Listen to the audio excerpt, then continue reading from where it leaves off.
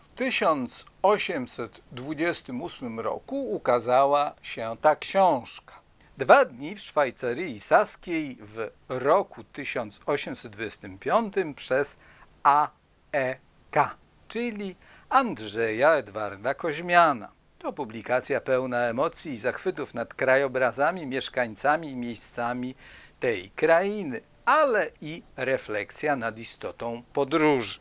Stanowiła zapis krótkiej wycieczki Koźmiana po saskiej Szwajcarii, czy saksońskiej Szwajcarii, która stanowi określenie niemieckiej części gór połapskich. Zaledwie 2 dni zaowocowały przewodnikiem, ale i pamiętnikiem literackim.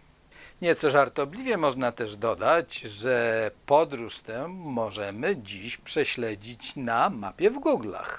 Sama książka zdobyła jak na owe czasy znaczący rozgłos. Być może także dlatego, że w rodzącej się polskiej literaturze romantycznej podróż stanie się jednym z najważniejszych motywów, choćby ze względu na emigracyjne losy wielu polskich twórców, choćby Mickiewicza, Słowackiego czy Norwida.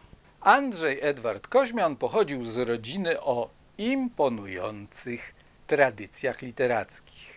Był synem Kajetana Koźmiana, czołowej postaci polskiego klasycyzmu, i striecznym bratem Stanisława Egberta Koźmiana, ważnego tłumacza Szekspira. Zaś sam Andrzej Edward, niczym bohater jakiegoś nieistniejącego borgesowskiego opowiadania, przez 30 lat pracował nad jednym tylko przekładem Szekspira, Macbethem, który właściwie przeszedł bez echa. Był przy tym politykiem i publicystą, uczestnikiem powstania listopadowego i osobą odpowiedzialną za kontakty między rządem powstańczym a francuskim.